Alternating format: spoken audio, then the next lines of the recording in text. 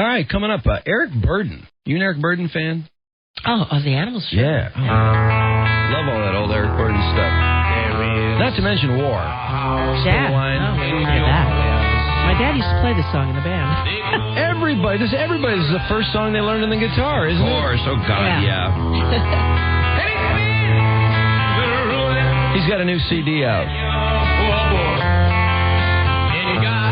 And at his age, you know, I don't know how his CD's going to sell, but nonetheless a legend.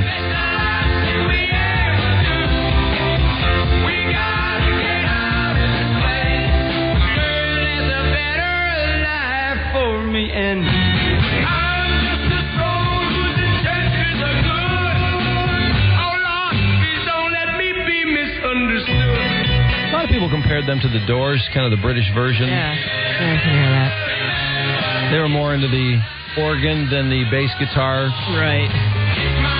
But it worked. Yeah, oh God, did it work.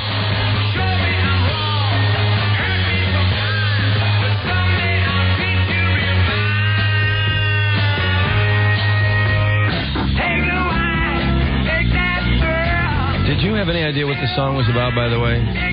No, what is it about? I still don't. I have no idea. I always thought it was a way cool tune, but I had no idea what it was about. I figured it was somebody at a party who, everybody was stoned. And What's that? Didn't he actually spill it when he was writing it or recording it or something? Oh, is that what the story is? I don't know. Well, we'll find out. One cool cat, Eric Burdon. The wine, it was the biggest disaster ever. That I do know. Quite possibly, it was the biggest disaster ever. Hey, Mike, I got... they probably had a mill word they had to call. And Eric Burdon, as I mentioned, there he is. Got a new record out. In New Orleans. Love the old records, that's for sure. Eric! Speaking. How are you doing? All right, yeah.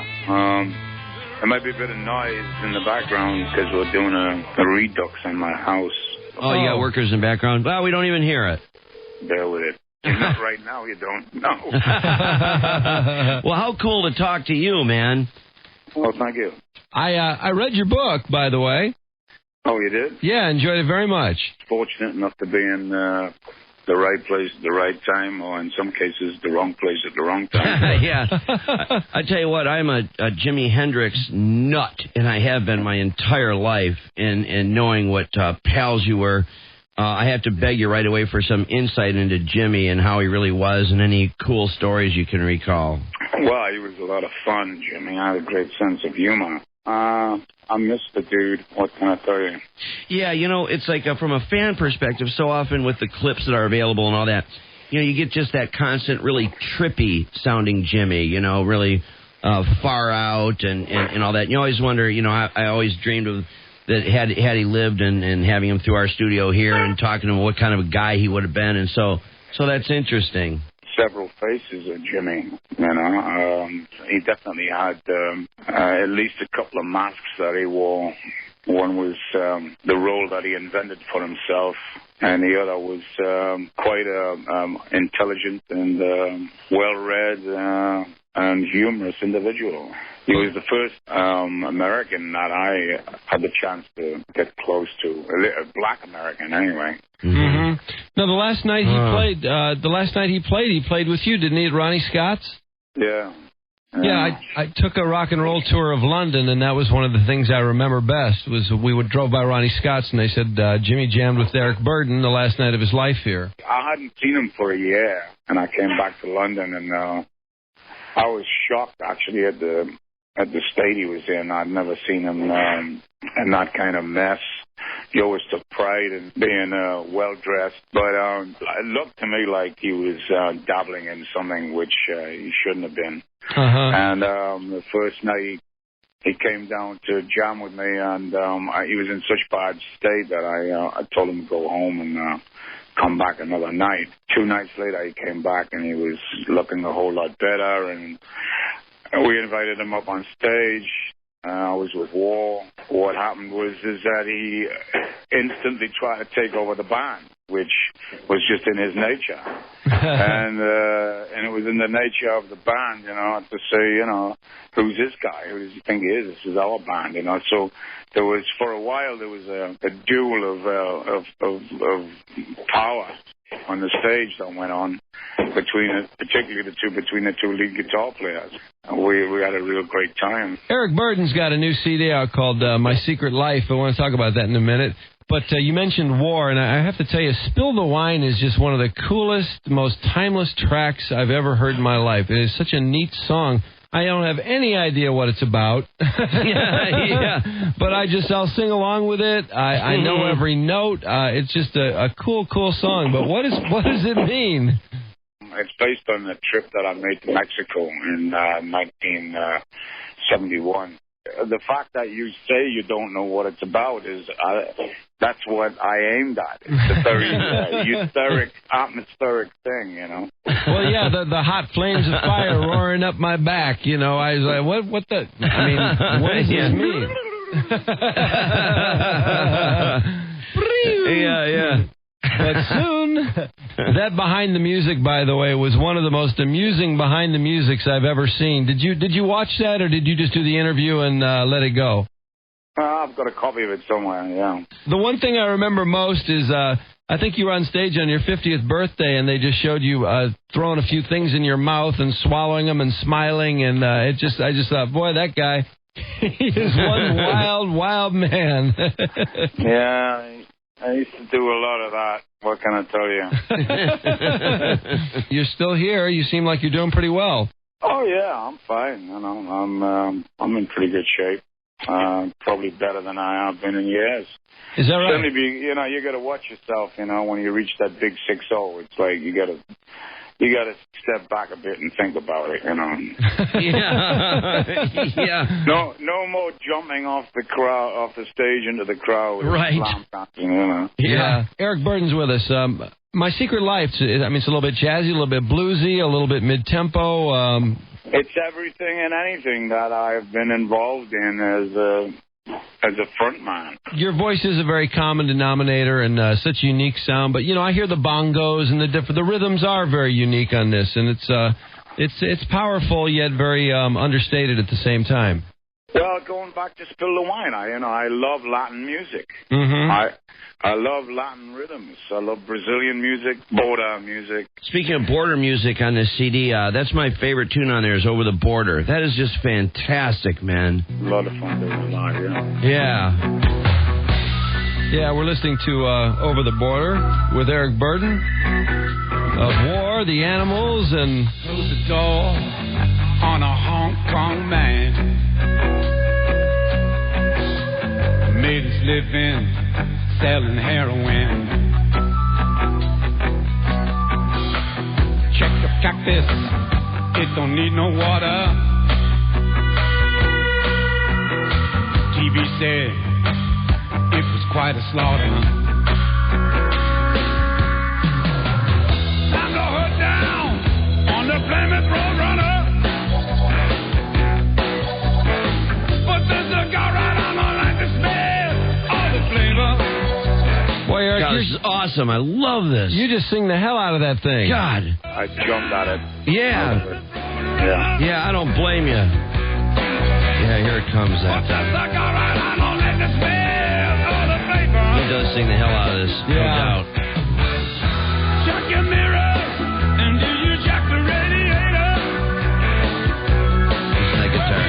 You're right here, right here. Where we going? Over the border. I love that. Right here. God damn. What's to be somebody? Yeah, that is nasty, That is man. it, though? Wow. Is really... that of an attitude or what? Yeah, you really tear that thing up. Hey, Eric, did you happen to see the Super Bowl? I managed to catch Paul's little bit of it. I was in a record store outlet. I mean, one of those big video outlets, Yeah. Well, you'll get a kick out of this, with the music business the way it is now. And there were a number of people in America who called it boring, but that tells me where the music industry is going. Yeah, it's Paul's brilliant, no doubt about it. I saw him recently in Las Vegas, and I was knocked out. In fact, I began to realize that I didn't realize until I saw his show that maybe he was the core of the Beatles as opposed to everybody thinking that John.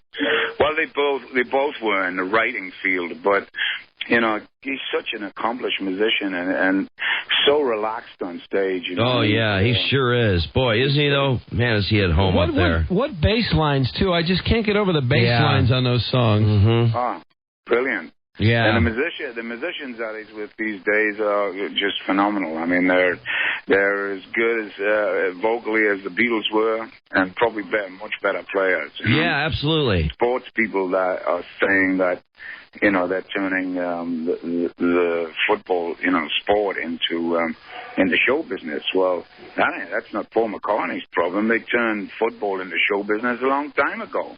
Yeah, right. Why should he take the brunt of it? If they don't want show business, why don't they do away with the cheerleaders? Yeah. yeah, right. Well, we've kind of decided it had a lot to do with the FCC. So many people got in trouble over last year when Janet Jackson's boob came out, and he was the safe pick because you knew he'd just go out there and play a few great songs. And people thought, oh, he's the non-controversial guy that doesn't cause trouble, so therefore he's boring. Well, I know a lot of people though who like yourself thought he was great. He's never boring, that's for sure. God, no, Jesus. Yeah. Well, I'm glad to hear you say that. It's brilliant. Mike and I have joked a lot about people learning to play guitar and how everyone learns to play House of the Rising Sun before they learn anything else. And I remember my brother learning to play it in the late 60s. It does have an effect on people. That's for sure. It sure did. How did that song get selected as the first song you learned on guitar? Isn't that amazing? The chord sequence is magic. I mean, it's a good practice piece for anybody. I think it seems that if you learn that chord sequence, that opening chord sequence, you can certainly take command of three chords and allowing you to play any kind of blues. Hey, you can play, and you're off and running. Yeah. Yes, sir. My Secret Life, Eric Burdon's new CD. Eric, can we buy this on a website of yours, or is it all just in the stores, the Best Buys, and places like that? Yeah, it's out in most of the major stores where you can get it from Amazon.com. It's on SPV Records out of Germany.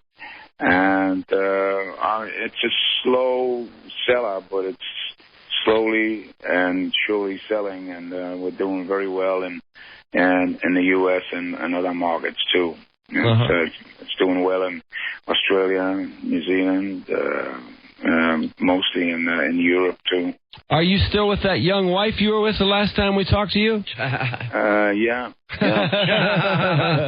She's cracking the whip on the construction front. Oh, okay. Oh, that's good. Yeah, that's great. Let her do your dirty work. Yeah, let her do it. Damn right. Yeah.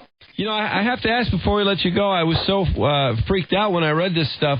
It was a story about your record company kidnapping Jimi Hendrix a couple times, and his band was told not to talk to you after he died. And I was, what was all this all about? It's called Rule by Fear. It wasn't my record company. It was the guy who managed me and came out of my hometown. According to Jimmy told me that he had him. He was kidnapped on 2 separate occasions. Wow.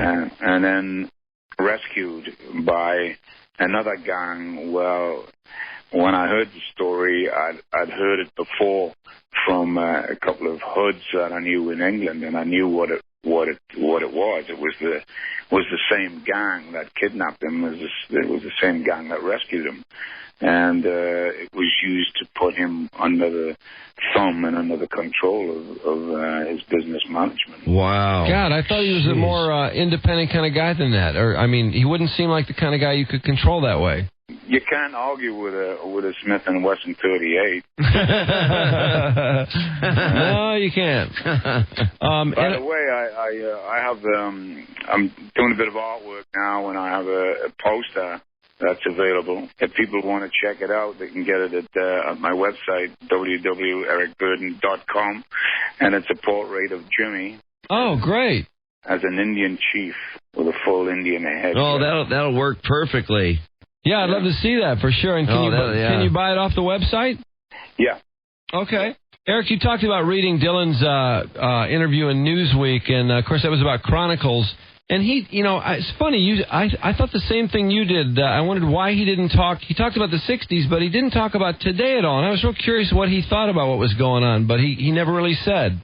Well, there's so much stuff going on today. It's easy to be a radical in terms of things that happened 30, 40 years ago. I had hoped that he would make it clear where he stood today. I have a lot of sympathy for Bob. I mean, he went through hell with the fans, and he does go into that in the book. Yeah. And it shook me. I've had a lot of problems with fans and trying to keep, as my album says, a secret life. I have my own life away from the business. Mm-hmm. But it was impossible for Bob to do that. But I didn't realize the magnitude of what he went through in trying to get a private life, A little overwhelming reading about people getting into his house and things like that. And here he thought he had this quiet place in upstate New York, I think, and the next thing you know, there's some guy in his living room. I mean, that's scary.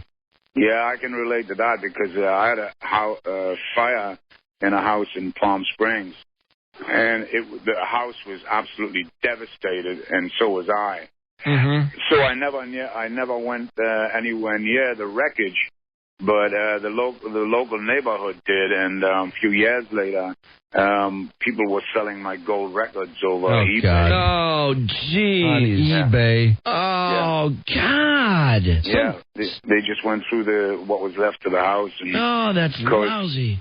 The gold records are made of metal, so they didn't burn up, and they found them. And oh, God. God, that's just lousy. Something tells me that you might have landed in the wrong house one time or two yourself.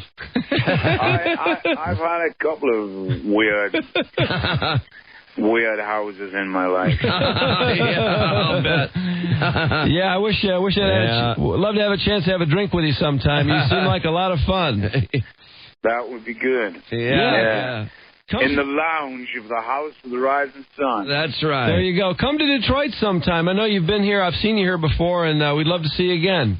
The city of rock and roll. Right on. Yeah, you probably played the Grandy Ballroom and the Palace and all those places, right? Yeah, I played the Grandy, Yeah, man. What was your favorite place you played in Detroit? It was a bar called... Memphis Smoke.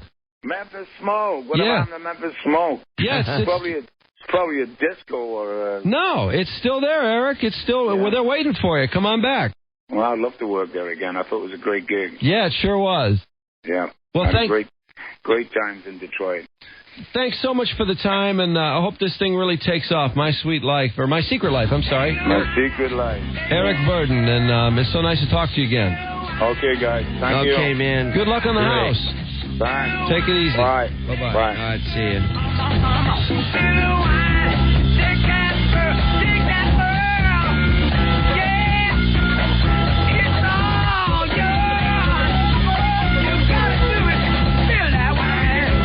Well, if that wasn't the hippest, coolest songs of the 70s, I don't know what is or was. Spill the Wine, Eric Burdon and War.